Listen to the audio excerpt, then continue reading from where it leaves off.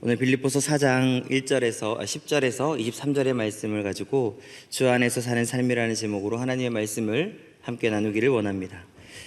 사랑하는 성도님들, 부모님의 기쁨이 무엇일까요?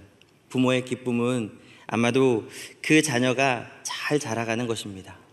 잘 자라가는 것이 단순히 그냥 그 키만 멀대같이 자라는 것이 아니라 그 삶 가운데에서도 그 자녀로서의 어른됨, 성숙이 잘 이루어지는 것, 육신적인 부분과 그 안에 내적인 부분이 함께 온전한 성숙을 이루어서 자라가는 것, 그 모습을 볼 때 어쩌면 부모는 너무나 그 자녀만 봐도 밥을 안 먹어도 배부를 것 같고 뭔가 참 그 마음 가운데 행복과 기쁨을 누리는 것 같습니다. 오늘 믿음의 사람들에게 있어서 기쁨은 무엇일까요? 어쩌면 특별히 지금 사랑방 전도축제 기간인데요, 사랑방 전도축제 기간을 생각해 보면서 믿음의 사람들에게 참 기쁨은 무엇일까? 그것은 우리가 누군가를 전도하고 그 전도한 새 생명이 그 신앙을 잘 세워가는 것을 볼 때 우리에게 참 기쁨이 있지 않을까라는 생각이 듭니다. 함께 같은 교회에서 생활을 하든, 때로는 내가 전도를 했지만 다른 교회에서, 다른 지역에서 그렇게 믿음을 세워가든, 중요한 것은 언젠가 그 사람에 대한, 내가 전도한 그 영혼에 대한 소식을 들었을 때 믿음 생활 잘하고 있다, 지금 삶 교회에서 이런 일도 하고 저런 일도 하고 있고 정말 많은 사람들에게 덕이 되고 있다라는 이야기를 들으면 우리 마음 가운데는 이루 말할 수 없는 참 기쁨, 그런 만족감이 우리 가운데 있을 것입니다. 왜 이야기를 드렸습니까? 오늘 바울의 그 이야기가 바로 주 안에서 크게 기뻐함은 이라는 말로 시작하고 있기 때문입니다. 그런데 오늘 바울의 기쁨은 어떤 것에서 비롯된 것일까요? 바울이 주 안에서 내가 너무나 크게 기뻐하고 있다, 내 마음이 너무나 만족하고 흡족하다, 그 상태를 고백하고 있는 그 이후에 보면 너희가 나를 생각하던 것이 이제 다시 싹이 나미니 너희가 또한 이를 위하여 생각은 하였으나 기회가 없었다라고 말하죠. 그러나 여기만 보면 잘 이해가 되지 않는 것 같습니다. 그래서 한 절을 더 보면 14절의 말씀에 그러나 너희가 내 괴로움에 함께 참여하였으니 잘하였도다 라는 이 바울의 고백이 있습니다. 아마도 이 빌립보, 자기가 이 바울이 세운 그 교회가 오랜 시간 동안 연락이 되지 않은 상황 가운데에서도 그 믿음을 건강하게 잘 세워가고 있는 소식을 들었기에 바울은 그 말할 수 없는 기쁨이 그의 마음 가운데 채워진 것 같습니다. 물론 이 결과물로, 열매로서 에바브로 디도편의 물질, 이 헌금을 가지고 온 것을 통해서 또 이 바울이 알 수 있었지만, 단순히 이 현금을 갖고 왔기 때문에 바울이 그 물질을 보고 기뻐했다기보다는 이 빌립보 교회 성도들이 참 많은 성숙을 이루었고 성장을 이루었고 또 나를 기억하여서 또 이렇게 연보를 나에게 보내었구나라는 이 여러 가지가 복합적으로 생각이 되어지면서 바울의 마음 가운데에서는 참 기쁨, 놀라운 그 만족감이 이 바울의 마음 가운데 채워지고 그것을 고백하고 있는 것 같습니다. 오늘 바울은 이러한 삶을 통해서 우리가 어떻게 이 주 안에서 사는 삶을 누려야 되는지를 함께 우리가 살펴보기를 원하는데요, 이런 기쁨을 바울이 누리면서 그 스스로도 주 안에서 사는 삶의 어떠함에 대한 부분을 우리에게 보여주고 있습니다. 11절과 12절의 말씀을 우리 한번 같이 읽어보실까요? 시작. 내가 궁핍함으로 말하는 것이 아니니라. 어떠한 형편이든지 나는 자족하기를 배웠노니 나는 비천에 처할 줄도 알고 풍부에 처할 줄도 알아. 모든 일 곧 배부름과 배고픔과 풍부와 궁핍에도 처할 줄 아는 일체의 비결을 배웠노라. 아멘. 네, 우리가 이 바울의 기뻐하는 모습을 통해서 주 안에서의 사는 삶의 모습을 가진 이 두 가지의 모습을 보기 원하는데, 첫 번째로는 바울의 그 고백 가운데에서 주 안에서 사는 삶의 모습을 우리가 배우기를 원합니다. 바울은 11절과 12절에서 나는 궁핍하는 것으로 말하는 것이 아니라 어떤 형편에도 자족하기를 배웠다라고 말합니다. 아마도 이 고백을 한 것은 에바브로 디도편에 바울을 향해서 약간의 물질, 그것이 왔기 때문에 혹시라도 내가 기뻐한다, 내가 너무나 크게 기뻐하고 있는 모습을 빌립보 교인들에게 말할 때 그들이 바울이 우리가 준 물질 때문에, 우리가 준 그 헌금 때문에 바울이 기뻐하고 있구나 라는 그런 생각을 할 수 있을까 생각이 되어 바울은 스스로 내가 참되게 기뻐하는 그 근원 자체가 무엇이고 내가 무엇 때문에 내가 만족하고 있는지를 이 빌립보 교인들에게 말씀하고 있는 것입니다. 그의 말은 이렇습니다. 내가 어떤 형편에든지 자족하기를 배웠기 때문에, 그렇기 때문에 나는 만족하고 기뻐하는 것이다 라고 말을 하고 있습니다. 사랑하는 성도님들, 만족이라는 것은요, 늘 우리의 삶 가운데 어떠한 원인이나 또는 조건, 그 이유가 있어야지만 찾아오는 것입니다. 아무런 이유 없이 만족할 수 있는 사람은 없습니다. 그냥 아무것도 없는 상황 가운데 내 마음 가운데 뭔가 알지 못하는 그런 기쁨들이 충만하게 차고 넘치는, 그래서 정말 누가 보아도 별일 없는데 나 만족해, 나 좋아, 행복해 라고 고백하는 사람은 아마 없을 겁니다. 만족이라는 자체가 어떤 조건이 분명히 있었을 때에 따라붙는 것이 만족이기 때문이죠. 그런데 오늘 이 바울의 만족은 다른 것입니다. 바울이 고백하기를 나는 만족하는 것을 배웠다라고 하지 않고 자족하는 것을 배웠다라고 성경에서 말하고 있기 때문입니다. 여러분, 자족이 무엇입니까? 자족이라는 것은 어떤 조건이나 이유 없이 스스로 그 만족을 내가 누릴 수 있는 것입니다. 아무런 상황과 또는 형편, 어떤 만족할 수 있는 이유와 또 설명할 수 없는 그런 여러 가지 상황 가운데에서도 내 스스로 만족하고 기뻐할 수 있는 그런 모습의 상태가 오늘 바울의 모습이었다라는 것이죠. 그런데 그것이 어떻게 되었다라고 말합니까? 내가 그렇게 하는 것을 배웠다라고 성경은 말하고 있죠. 여러분, 이것은요, 우리가 어떻게 특별히 연구하고 또 그것을 계속해서 하나님 앞에 기도한다고 되는 것이 아닙니다. 오늘 바울은 내가 그것을 배웠다라고 말하면서 계속해서 내 삶 가운데에서 그 만족을 노력하고 내 스스로 그 만족하는 것을 향해서 계속해서 점진적으로 나아갔다라는 것이죠. 그 만족을 하기 위해서 모든 상황 가운데 내 마음에 기쁨과 만족이 있기를 계속해서 갈구하고 그러한 삶으로 나아갔다라는 것입니다. 상황이 그렇게 되어지지 않더라도, 비록 감옥 가운데 갇혀 있더라도, 비록 복음을 전하다가 매를 맞더라도 그 상황에서도 내 스스로 만족할 수 있는 그 마음으로 계속해서 가지고 나아갔다라는 것이죠. 이것은 바울 스스로 노력하는 부분을 말하고 있습니다.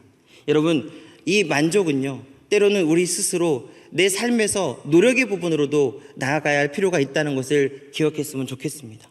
상황이 되지 않더라도 내 스스로 만족하기를 계속해서 힘쓰고 노력하는 모습. 그랬더니 바울에게 어떠한 모습으로 이 만족이, 이 자족이 다가왔습니까? 12절에 비천에 처할 줄도 알았고 풍부에 처할 줄도 알아 모든 일 곧 배부름과 배고픔과 풍부와 궁핍에도 처할 줄 아는 일체의 비결을 배웠다라고 성경은 말씀하고 있습니다. 앞서 말씀드린 이 배웠다라는 것은요, 능동태의 부분이에요. 그러니까 계속해서 노력을 했다라는 것이죠. 바울이 마치 이 죄 앞에서 매일마다 내 몸을 쳐서 복종시켰다라는 그 고백을 하는 것처럼 날마다 만족하기 위해서 내 스스로 노력하는 부분이 있었는데, 모든 상황 가운데에서 그렇게 노력하다 보니까 어느 순간 내 삶 가운데 그 비결을 배우게 되었다. 즉, 이 수동태의 부분으로 접어들게 되었다는 거예요. 그러니까 이제는 그것이 내 삶에 각인이 되고 내 삶에 완전하게 정착이 되어서 내 삶에서 만족하는 부분이 이제는 노력하지 않아도 너무나 쉽게 편안하게 그 일들이 되어지고 있는 상태가 되었다는 것이죠.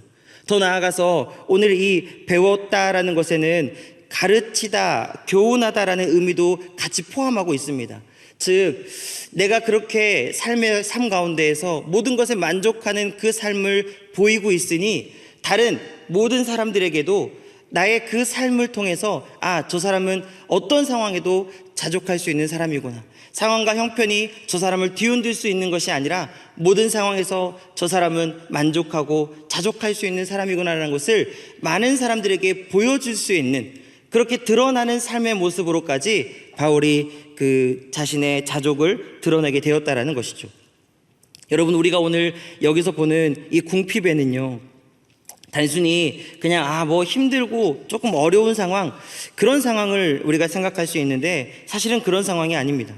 오늘 이 상황은 정말 너무나도 궁핍한 상황, 같은 단어로 쓰여지고 있는 이 본문의 이 말을 마가복음 12장 44절에서 찾아볼 수 있습니다.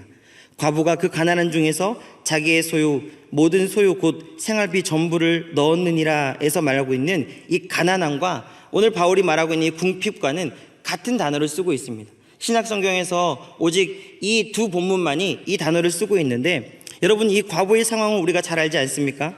그 과부가 두렙돈을 헌금할 때 주님께서는 그 과부의 생활비 전부를 그 과부가 넣었다라고 말하죠. 이 과부의 생활비가 두렙돈 정도였다는 거예요. 그런데 이 자체가 얼마나 작은 액수냐면 당시 한 고드란트가 일반 노동자 하루 풍싹세 64분의 1에 해당하는 돈인데, 이 렙돈은요 고드란트의 또 절반에 해당하는 정말 아주 보잘것없는 그 푼돈이 그 과부의 생활비의 전부였다라고 말하죠. 그만큼 아무것도 없는, 모든 것이 바닥 가운데 있는 그 상황 가운데에서도 바울은 내가 그 가운데에서 자족할 수 있는, 만족할 수 있는 그 비결을 배웠다라고 말하고 있는 것입니다. 사랑하는 성도님들, 결국 우리 그리스도인들에게의 싸움은 무엇일까요? 기뻐할 때 기뻐할 수 있는 것, 좋은 상황 가운데 내가 만족할 수 있는 것, 무언가 하나님이 나에게 복을 주셨을 때 그 복 때문에 내가 행복해할 수 있는 것, 여러분, 이것은 믿지 않는 사람들도 충분히 하는 것입니다. 오늘 바울과 같이 어떠한 상황 가운데에서도 나를 흔드는 그 의심과 하나님이 계시지 않는 것은 아닌가라는 그 불안감 가운데에, 내게 찾아오는 절망과 도무지 이해할 수 없는 그런 상황 가운데에서도 내가 감사하고 만족하고 자족할 수 있는 것, 그것이 여러분 오늘 우리의 삶, 주 안에서 사는 사람들의 삶이 되어야 한다는 것입니다. 왜 그럴까요? 오늘 바울은 이것이 결국에는 내가 그것을 어떻게 해서가 아니라 13절에 내게 능력 주시는 자 안에서 내가 모든 것을 할 수 있었다라고 고백하고 있기 때문입니다. 내게 능력 주시는 자 안에서 내가 모든 것을 할 수 있었다. 오늘 이 본문은 사실 우리가 좋은 뭔가 풍요의 복을 누리고 또 뭔가 내 사업이 잘 되어지고 내 삶에서 뭔가 탄탄대로의 길을 걸어가는 데에 이 본문을 많이 사용하지만 사실은 그렇지 않습니다. 오늘 이 궁핍 가운데에서도, 고통 가운데에서도, 힘든 가운데에서도 내가 자족할 수 있었던 것, 그것은 바로 내게 능력 주시는 자, 그분 안에서 내가 할 수 있었던 것이다를 고백하고 있는 것이죠. 내게 능력 주시는 자가 누구입니까? 오늘 이 본문에서는 내게 능력 주시는 자에 대해서 말씀하고 있지 않지만 바울은 그 서신서에서 능력 주시는 자에 대해서 명확하게 언급하고 있습니다. 디모데전서 1장 12절에 나를 능하게 하신 그리스도 예수 우리 주께 내가 감사함은 이라고 말하면서 그의 이 능력 주시는 자는 그리스도 예수 그리스도 한 분밖에 없음을 그의 삶 가운데서 늘 고백하고 있는 것이죠.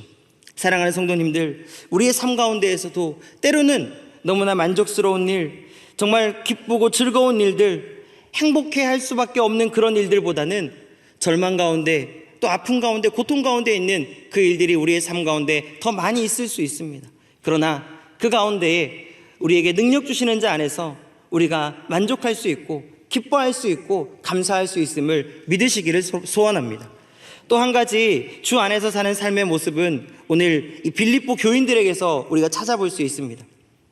빌립보 교인들의 모습을 우리가 보면 14절에 내 괴로움에 함께 참여하였다라는 이 말로부터 시작하여서 이 빌립보 교인들이 바울을 향해 어떠한 섬김과 헌신으로 나아갔는지를 우리에게 보여주고 있습니다.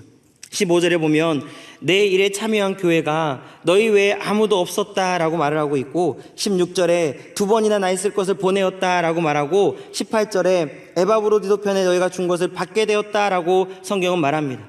사랑하는 성도님들, 오늘 우리에게 있어서도 주 안에서 사는 삶의 모습은 흘려보냄이 있는 삶임을 기억하시길 바랍니다. 주님께서 오늘 우리에게 주신 여러 가지 축복들은 그것을 누군가에게로 흘려보내고 하나님의 나라를 세워가는 일에 우리가 귀하게 쓸 수 있으며 하나님의 영광을 위해서 사용되어지는 귀한 물질임을 기억하셨으면 좋겠습니다. 그러기에 오늘 바울은 이 빌립보 교인들의 그런 섬김과 헌신을 통해서 계속해서 바울이 어디에 있든, 바울이 어떤 곳에 어떤 상황 가운데 있든 늘 바울을 기억하며 그 바울에게 했던 모습을 바라보면서 이 모습 가운데에서 주 안에 사는 삶의 모습이 드러나고 있음을 우리에게 말씀하고 있는 것입니다. 오늘 이 두 가지의 모습, 어떤 상황 가운데에서도 내가 자족할 수 있고 만족할 수 있고 기뻐할 수 있는 그 모습, 또 어떤 상황 가운데에서도 오늘 나에게 주신 그 물질의 복을 흘려보낼 수 있고 누군가로 섬기고 헌신할 수 있는 그 모습을 우리 바울을 통해서 보았는데, 그것이 오늘 19절과 20절의 말씀에서 완성되어지고 있습니다. 우리 같이 마지막으로 한번 읽어보실까요? 시작. 나의 하나님 그리스도 예수 안에서 영광 가운데 그 풍성한 대로 너희 모든 쓸 것을 채우시리라. 하나님 곧 우리 아버지께 세세 무궁하도록. 아멘. 사랑하는 성도님들, 이것은 오늘 18절부터 읽진 않았지만 하나님께서 받으실 향기로운 제물이다라고 말하면서 19절에 나의 하나님이 그리스도 예수 안에서 영광 가운데 그 풍성한 대로 너희 쓸 것을 채울 것이다 라고 말씀하고 있습니다. 여기는 무엇을 의미하고 있습니까? 나의 하나님께서 예수 그리스도 안에서 너희에게 물질이 되었든 또 자족할 수 있는 그런 마음이든 무엇이 되었든 너희에게 그것을 풍성한 대로 가득히 채워주실 것이다 라고 약속하고 있는 것입니다. 사랑하는 성도님들, 하나님의 계획, 하나님의 그 일하심은 오늘 우리가 생각하고 우리가 계획하는 것보다 더 크고 놀랍다는 것을 기억하셨으면 좋겠습니다. 복음의 역사는 우리의 어떠함, 우리의 무언가의 특별한 섬김과 바침을 통해서 되어지는 것이 아닌 하나님의 역사는 오늘 하나님의 그 손길을 통해서 계속해서 흘러가고 있음을 우리는 기억해야 할 것입니다. 오늘 그 가운데 우리가 귀하게 쓰임받는 하나님의 놀라운 도구가 되시기를 주의 이름으로 소원합니다. 말씀을 마무리하려고 합니다. 사랑하는 우리 성도님들, 오늘 말씀을 통해서 우리는 주 안에서의 사는 삶의 모습에 대해서 함께 살펴보았습니다. 그 삶은 상황과 환경에 구애치 않고 모든 상황 가운데에서 자족할 수 있는 삶, 또 어떤 상황 가운데에서도 우리에게 주신 하나님의 그 은혜의 풍성함을 흘려보낼 수 있는 삶임을 우리가 말씀을 통해 보았습니다. 그러나 그것이 우리에게 가능토록 하시는 분은 오직 하나님이심을 기억하셨으면 좋겠습니다. 그러기에 오늘 내가 어떻게 그 일을 감당할 수 있나, 내가 과연 그 일을 할 수 있는 것이 맞나라는 의문점이 우리 가운데 들 때에 주님은 우리가 방금 읽었던 그 말씀으로 우리에게 확실한 약속을 주시고 있는 것입니다. 나의 하나님이 그리스도 예수 안에서 너희가 이 모든 것들을 풍성한 대로 할 수 있도록 너희의 삶 가운데 가득히 채워 주실 것입니다. 사랑하는 성도님들, 주님으로부터 공급받은 이 놀라운 풍성함의 그 채워주심을 가지고 우리의 삶 가운데, 이 하루의 삶 가운데에서, 이 한 주간의 삶 가운데에서 믿음의 사람으로서 또 주 아래에 있는 사람으로서의 삶으로 나아가는 저와 여러분들 되시기를 주의 이름으로 축원합니다. 우리 시간 오늘 함께 나눈 말씀을 가지고 또 우리 각자 가지고 나온 기도의 제목을 가지고 우리 주여 한번 부르시고 기도하신 이후에 각자의 삶의 자리로 돌아가겠습니다. 기도하겠습니다.